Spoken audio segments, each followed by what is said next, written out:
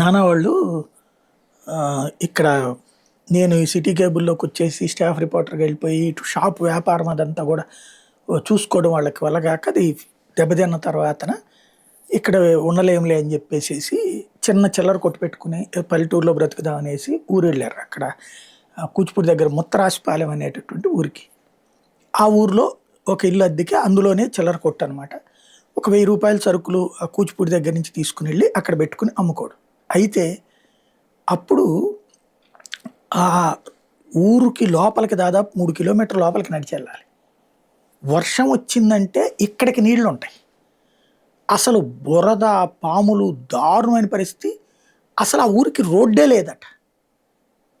అది నేను అప్పుడు టాయిలెట్స్ కూడా ఉండేది కాదు పొలాల్లోకి వెళ్ళడం. అట్లాంటి రోజులు చూసాను మేము. తర్వాత నేను ఫీల్డ్లో అప్పుడు సిటీ కేబుల్లో చేస్తున్నాను. ఆ తర్వాత కాలంలో TV9లోకి వచ్చిన తర్వాత ఈ వాజ్పేయి గవర్నమెంట్ వీటి సందర్భంలో రోడ్లు అక్కడ అంటే వాజ్పేయి గవర్నమెంట్ అంతకుముందు ఎప్పుడు అనుకోండి, ఇది సరే ఈ గవర్నమెంటే కాంగ్రెస్ గవర్నమెంట్ సెకండ్ ఫేజ్లో వచ్చినటువంటి సందర్భంలో కానీ ఫస్ట్ ఫేజ్ ఎండింగ్లో కానీ తీసుకొచ్చినటువంటిది. అప్పుడు అంటే ఇది నేను చేసి సిటీ కేబుల్లోను, తర్వాత తేజాలో ఉన్నప్పుడు కూడా అట్లాగే ఉంది ఆ ఊరు. తర్వాత వాళ్ళే వాళ్ళే యువతలకు వచ్చేసారు. తర్వాత వాజ్పేయి గవర్నమెంట్ వచ్చినట్టు సందర్భంలో 2002, 2003 టైంలో రోడ్లు వేశారు అక్కడ. తర్వాత కాంగ్రెస్ గవర్నమెంట్ వచ్చినప్పుడు మెయిన్ రోడ్డు కూడా సరి చేశారు. ఇప్పుడు ఆ రూట్లు బాగానే ఉన్నాయి. అంటే గ్రామీణ ప్రాంతాలు ఎన్ని సంవత్సరాలు స్వతంత్రం వచ్చాక అక్కడ రోడ్డు లేదట. నేను అప్పుడు మొదటిసారి అట్లాంటిది విన్నా జర్నలిస్ట్గా. దాని తర్వాత నేను ప్రజెంట్ కూడా చేశాను అనమాట. అందుకని గుర్తుంది అది.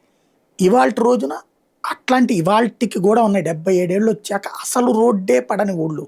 నేను విశాఖపట్నం ఏజెన్సీలో ఈ జ్వరాలతో మనుషులు చనిపోయినటువంటి సందర్భంలో అక్కడికి వెళ్ళినప్పుడు నడిచి వెళ్ళడానికి కనీసం ఒక 10-15 కిలోమీటర్లు నడిచి వెళ్ళిన రోడ్లు బోలెడు. అనేక ఏజెన్సీ ప్రాంతాల్లో నేను తిరిగినటువంటి ఏజెన్సీ ప్రాంతాలు అనేక చోట్ల నడిచిపోవడానికి కిలోమీటర్ల కొద్దీ నడిచిన రోజులు ఉన్నాయన్నమాట. ఏది ఒక చిన్న వార్త కవర్ చేయాలన్నా సరే. ఎందుకు అంటే అక్కడ ఉండదు వాతావరణం అన్నటువంటి. అలాంటి స్టేజీలో ఇప్పుడు వాటిని బాగు చేసే ప్రక్రియ సీరియస్గా జరుగుతుంది మోడీ వచ్చాక. అదే సందర్భంలో ఇప్పుడు ఇక్కడ కాస్త సీరియస్ ఎఫర్ట్ పెడుతున్నటువంటి పవన్ కళ్యాణ్ దాని మీద కాన్సన్ట్రేట్ చేసుకుంటే ఇప్పుడు దాదాపుగా మరొకసారి ₹1,00,00,000 నిధులు రిలీజ్ అయినాయి.